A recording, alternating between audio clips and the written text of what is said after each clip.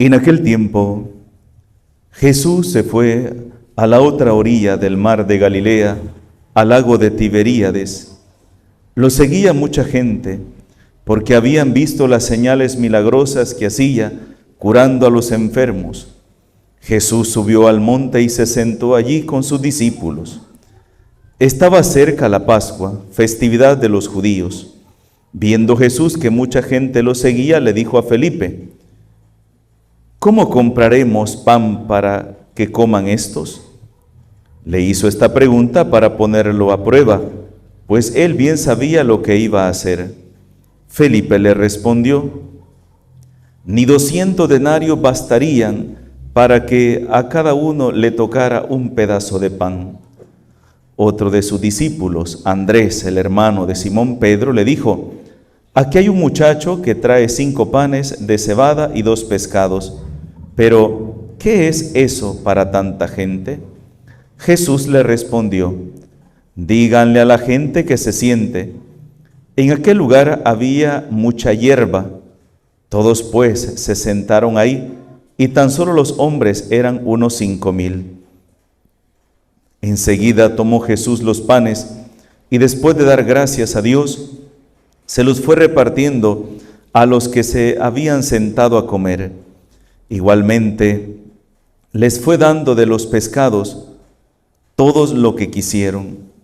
Después de que todos se saciaron, dijo a sus discípulos: recojan los pedazos sobrantes para que no se desperdicien.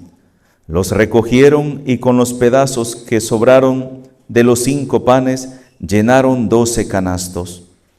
Entonces la gente, al ver la señal milagrosa que Jesús había hecho, decía: este es en verdad el profeta que había de venir al mundo. Pero Jesús, sabiendo que iban a llevárselo para proclamarlo rey, se retiró de nuevo a la montaña él solo.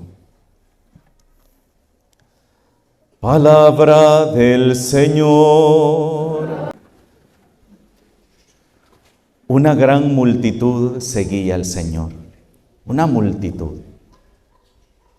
San Juan nos da un número: 5,000 hombres, sin contar mujeres y niños. Toda esta gente lo seguía. ¿Y por qué lo seguía? ¿Por qué lo seguían? Por los milagros que él hacía. Por los milagros. Pero recuerden que a la par de los milagros también iba la predicación de nuestro Señor Jesucristo. Su enseñanza, su prédica. Estaba cerca la Pascua, significa que iban caminando, mucha gente iba hacia Jerusalén a celebrar la Pascua, y eso aprovechó para que mucha gente también se encontrara con Jesús y se quedaran con él escuchándolo. Llegó un momento en el cual la gente se quedó sin comida, no tenían comida. Entonces le dice a Felipe: ¿cómo podemos hacer para darle de comer a esta gente? Jesús le pregunta a Felipe porque quiere hacerle reflexionar a él y a la vez hacerlo parte de su sentir, de lo que él quiere hacer. Felipe le dice: Señor, ni 200 denarios alcanzarían para darles un trozo de pan a cada uno de ellos. Luego llegó Andrés, el hermano de Simón Pedro, y le dice: mira, Señor, esto es lo único que tenemos. Tenemos estos 5 panes y 2 peces. Entonces Jesús le dice: díganle a la gente que se siente. Y la gente se sentó sobre la hierba. Jesús bendijo aquellos 5 panes y aquellos 5 panes y 2 peces, y empezó a repartirlos. Yo me pongo a pensar, ¿verdad? ¿Cómo habrá sido eso? De que Jesús sacaba de aquel canasto, y el pescado y el pan no se terminaba. Estaba acordándome de una historia, como si se recuerdan, San Juan Bosco recogía a todos los niños y muchachos de la calle, ¿verdad? Jóvenes, muchachos, y se los llevaba a vivir a su casa. Los que andaban en la calle, perdidos, en los vicios, Él se los llevaba a vivir con Él. Y Él trabajaba para darles de comer. Él creó escuelas para enseñarles a leer y a escribir a aquellos muchachos. Y a veces no tenían nada que darles de comer. Y una ocasión dicen que una señora le regaló una bolsada de maní. Entonces, de cacahuates. Entonces se las echó en la bolsa de la sotana. Entonces cuando llegó, va viendo a todos los niños y a los muchachos sentados en la mesa, esperando a ver qué les iba a llevar de comer San Juan Bosco, y no había llevado nada. Entonces dice que empezó a meterse, y eran más de 100 muchachos, y empezó a meterse la mano a la bolsa y sacaba una puñada de cacahuates y se lo ponía a uno. Luego se volvía a meter, le ponía otra puñada a otro. Y de la bolsita de la sotana sacó 100 puñadas de cacahuate para darle de comer a los niños, y no se le terminó. Me acuerdo yo de ese es un milagro de Don Bosco, que está en la biografía de Don Bosco. Entonces yo me imagino a Jesús también, ¿verdad? Sacando pan y sacando pescado de un canasto que nunca se terminaba. ¿Y cuántos panes eran? 5. ¿Y pescados? 2 pescados. O sea, eso de buena primera sí iba a terminar. Y toda aquella gente comió. Toda aquella gente quedó maravillada, asombrada. Recuerden que no fue una sola multiplicación, fueron 2 multiplicaciones las que hizo Jesús, ¿verdad? Pero esta San Juan nos da hasta la cantidad de personas que comieron. La gente al ver lo que Jesús acababa de hacer, se alborotó tanto, se alegraron tanto y decían: en verdad, este es el profeta que había de venir al mundo. Es verdad, Él es el profeta. Él es que nadie ha hecho eso. Es el profeta, es el profeta. Y Jesús, al ver el alboroto de aquellas miles de personas, Él sabía que lo iban a agarrar para llevárselo y coronarlo como rey en Jerusalén. Aprovechando que estaba toda la gente allá para celebrar la Pascua, iban a llevarlo. Y Jesús se les escondió. Jesús se les escondió.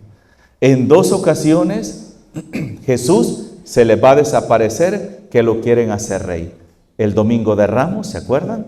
Jesús entra triunfante en Jerusalén montado en un burrito y todos cantando: Hosana, bendito el que viene en nombre del Señor, Hosana al Hijo de David, y lo llevan a coronar. Pero llegando ya al lugar, se les desaparece. De igual manera que hoy. La pregunta es: ¿por qué Jesús no quiere que lo hagan rey? Si esta es la oportunidad, una oportunidad de lujo. Él ha demostrado con gran poder quién es. Por una simple razón. A Jesús lo están buscando por sus milagros, por haberle dado de comer hasta saciarse, no porque quieran cambiar su vida. Y de hecho, hermanos, el capítulo 6 de San Juan que hemos iniciado hoy es uno de los capítulos más tristes, porque toda esta multitud de personas que hoy lo quieren aclamar como rey, que hoy lo quieren llevar a coronar, lo empiezan a buscar, lo empiezan a perseguir, y cuando Jesús los cuestiona y les dice: miren, ustedes no me andan buscando porque hayan creído en mi palabra, me andan buscando porque comieron hasta saciarse. Y eso lo vamos a estar escuchando durante estos domingos. Por eso me andan buscando a mí, no porque crean en mi palabra. Y allí empieza la gran discusión entre Jesús y aquellos hombres, hasta el grado, hermanos, de que terminando el capítulo 6 de San Juan, Jesús se queda solo con sus discípulos, y los vuelve a ver y les dice: ¿también ustedes me van a dejar? ¿También ustedes? Y entonces Simón Pedro toma la palabra y dice: Señor, ¿a quién iremos? Solo tú tienes palabra de vida eterna. De aquellos 5,000 hombres, sin contar mujeres y niños, solamente quedaron los 12 apóstoles. Fueron los únicos. De ahí todos los demás se fueron, porque no les interesaba cambiar de vida. No les interesaba que Jesús les hiciera ver su pecado y tratar de salir del error en el que estaban, porque estaban bien. Lo único que necesitaban era que le solucionara un problema de salud, que le solucionara un problema económico, un problema en la familia. Eso era lo único. Pero yo sigo con mi mismo pecado, con mi mismo orgullo, con mi misma soberbia, con mi misma lengua, que me como el pan de Cristo y después me estoy comiendo al hermano. No me importa. En eso no quiero que Dios se meta. Yo quiero un Dios para que me solucione los problemas. El problema de salud que tengo, el problema económico que tengo ahorita, el problema que tengo ahorita con este hijo alcohólico, el problema que tengo ahorita con este esposo alcohólico o con esta esposa amargada. Eso es lo que yo quiero, que me solucione ese problema. Pero que se meta con mi pecado, con mi vida de pecado, con mi vida de egoísmo, con mi vida de envidia, de rivalidad, de división. No, ahí no quiero que Dios se meta. Y es ahí donde nos vamos de la iglesia. Porque lo que menos nos interesa es que el Señor sane nuestra alma. Y poco a poco nos vamos pudriendo en nuestro propio pecado. Porque nos sentimos bien. Porque el pecado genera placer. Decía una ocasión un sacerdote, muchos decían, ven al diablo y dicen, no, que el diablo es horrible, que el diablo es feo, uy, qué feo es el diablo. No, el diablo no es feo, el pecado no es feo, el pecado es agradable. Si pecar doliera como una inyección de penicilina benzatínica de 1.200.000 unidades, pensaríamos una y otra y otra y otra en pecar, pero no es así. El pecado es agradable y muchas veces el pecado genera ganancia, y al generar ganancia y al ser agradable es por eso que nos cuesta dejarlo. Pero el problema es que el pecado deleita tus sentidos, pero pudre tu alma, pudre tu corazón. Y cuando tú ya has probado todo el pecado que te ofrece este mundo, todos los placeres que te ofrece este mundo, entonces te das cuenta que tu corazón queda vacío, como el borracho, que por más que bebe y bebe y bebe, nunca se llena. Como el mujeriego, que por más que pasa metido en prostíbulos y se mete con una mujer, se mete con otra, su corazón sigue estando vacío. Así es el pecado. Porque el pecado no llena el alma y lo que te queda es la amargura, la frustración, la decepción. Y lo más que Jesús nos llama, hermanos, en su palabra, es a la unidad, a la reconciliación, a la humildad, a la sencillez. Porque es ahí cuando Dios va a obrar en cada uno de nosotros. Cuando nosotros desnudamos nuestra alma y le descubrimos a Dios nuestro pecado, no el pecado de los demás, sino nuestro pecado. Cuando nos acercamos al Señor y le decimos, Señor, como aquel leproso, si quieres puedes curarme, si quieres puedes limpiarme. Aquí estoy yo, Señor, reconociéndome necesitado de ti, reconociéndome que sin ti nada soy. Es entonces cuando Dios va a obrar en nuestra vida. Pero si yo solo voy a la iglesia a ver el pecado de los demás, a criticar a este, a criticar lo otro, de nada te sirve, mejor ni vengas a la iglesia. A perder el tiempo vienes, a perder el tiempo. Como aquellas dos personas que Jesús puso en el Evangelio, ¿se acuerdan? Subió, dice, un rabino, subió un rabino y subió un samaritano. El rabino se paró enfrente del altar y dijo, gracias Señor porque yo soy bueno, yo ayuno 3 veces por semana, yo doy limosna, yo no peco, yo no soy un adúltero, yo no soy un fornicario, no soy un ladrón, no soy como aquel que está allá en la puerta. Y en la puerta estaba un samaritano que estaba arrodillado y ni siquiera se atrevía a levantar su cabeza y solamente decía, perdón Señor porque soy un pecador. Perdóname, Señor, porque soy un pecador. Y Jesús mismo va a decir, ¿a cuál de los dos le sirvió subir al templo? ¿Al que estaba aquí o al que estaba en la puerta? Al que estaba en la puerta. Y hermanos, eso lo seguimos viviendo día con día dentro de la iglesia. Engañándonos, pensando que por criticar al hermano o por sacarle los errores a los demás, ahora ya somos mejores que aquel. No es así. Tú no eres mejor porque criticas, porque señalas los errores de los demás o porque te pasas fijando en los errores de los demás. Tú eres mejor cuando tú decides reconocer tus errores, reconocer tu pecado, reconocer quién eres y desde ahí dejar que Dios sea quien transforme tu vida. Entonces es cuando vamos a cambiar. Entonces es cuando vamos a cambiar. Por eso hoy el apóstol San Pablo, en su carta a los Efesios que hemos leído hoy en la segunda lectura, capítulo 4, versículos del 1 al 6, nos dice: sean siempre humildes y amables. Sean siempre humildes y amables. Sean comprensivos y sopórtense mutuamente. Miren cómo lo dice. Ustedes lo tienen ahí en su paginita para que lo vayan releyendo. Sean siempre humildes. ¿La humildad en qué consiste? En no creerme ni más ni menos y ser consciente de mi miseria, del barro que yo soy. Porque solo una persona que es consciente de la miseria que es, será la persona que no va a criticar a su hermano. Pero una persona que se cree agrandado, una persona que se cree perfecto, no va a haber defectos en él, sino que solamente va a haber defectos en los demás. Sean siempre humildes y amables. Sean comprensivos. Comprensivo, ¿qué significa? Comprende a tu hermano cuando se equivoca, porque del mismo barro que tú estás hecho, está hecho la otra persona. Quizás hoy sea esta persona la que ha caído, quizás seas tú mañana la que te dejen los dientes. No te alegres, no te escandalices por la desgracia del hermano que hoy le está sucediendo, porque mañana te puede suceder a ti. Sean comprensivos y sopórtense mutuamente.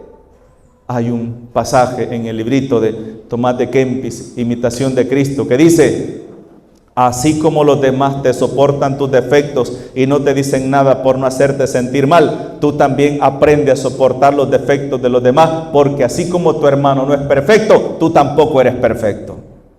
Así lo dice. Por eso tenemos que aprender a soportarnos mutuamente con amor. No soportarlo amargándonos, soportarnos con amor. Y eso, hermanos, en el matrimonio, qué importante es eso. Porque a veces el esposo le exige a su esposa, pero el esposo no sabe o no reconoce que también tiene obligaciones para con su esposa, que tiene que tener paciencia. A veces la esposa anda enferma, anda triste y el esposo enojado. ¿Y por qué andas enojada? ¿Por qué andas esto? Entiende que está enferma, entiende que anda decaída. O a veces el esposo viene cansado del trabajo y la esposa le está reclamando: ¿y vos por qué venís tan enojado? ¿Y por qué venís tan serio? Tienes que entender, comprender con amor. Eso es lo que Jesús quiere. Esfuércense en mantenerse unidos en el espíritu con el vínculo de la paz. Y esto es una de las cosas más tristes dentro de la iglesia. Porque lo que más quiere el diablo es dividir. Es dividir. ¿Y saben cuál es el arma que utiliza el diablo para dividir? A ver si me ayudan ustedes. ¿Cuál creen ustedes que es una de las armas más eficaces que el diablo tiene para dividir?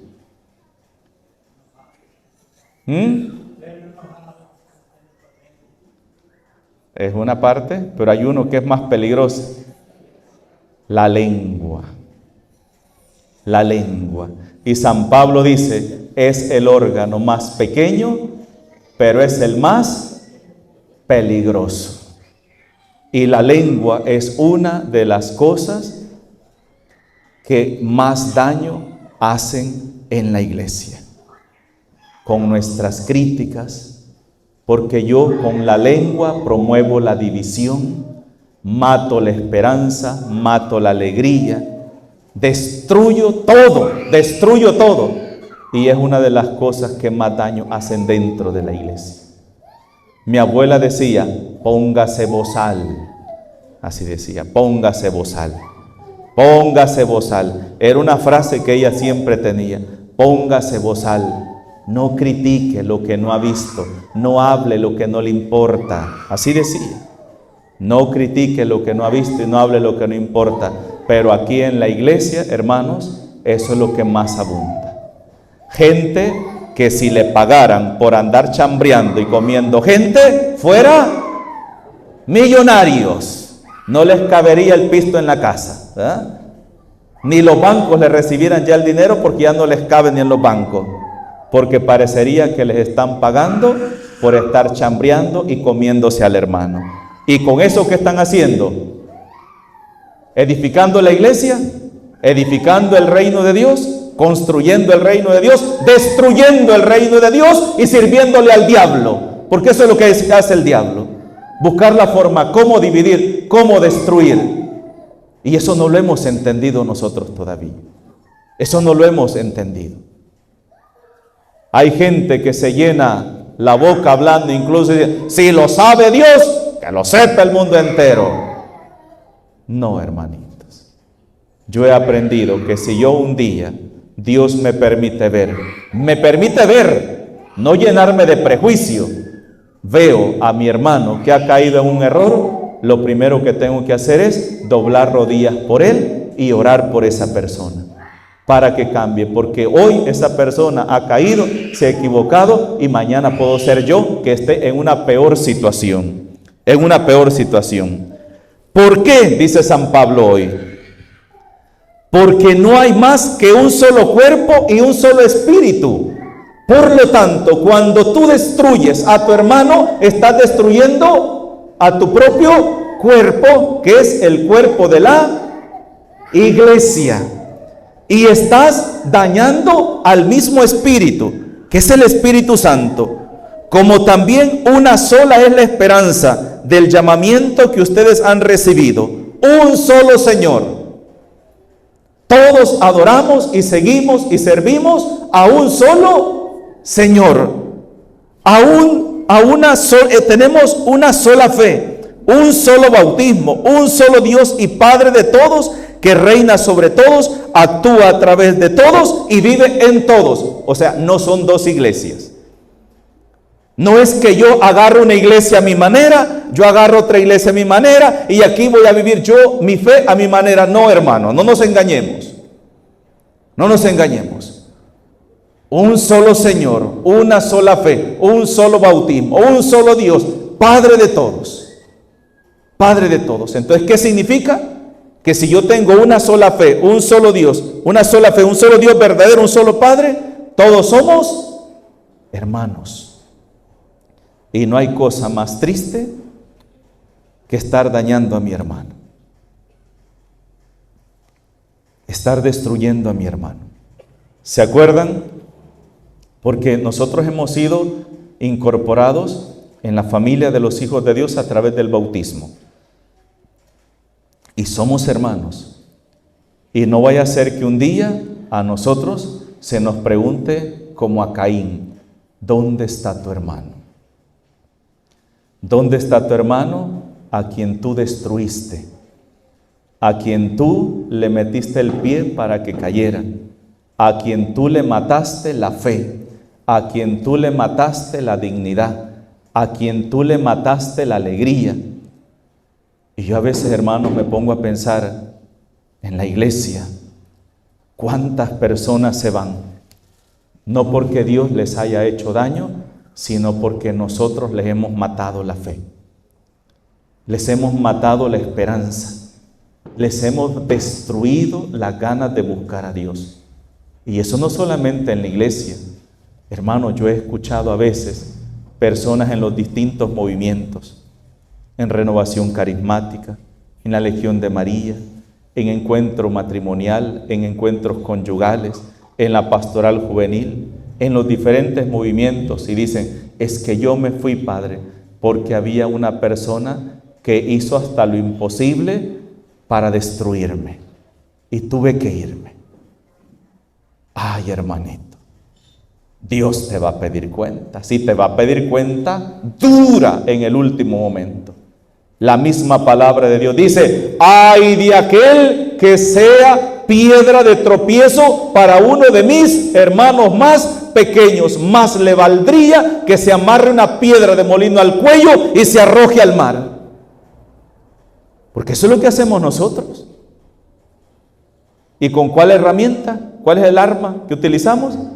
La lengua. ¿O no es cierto? Sí, hermanos, es la lengua. La lengua. Qué triste, ¿verdad?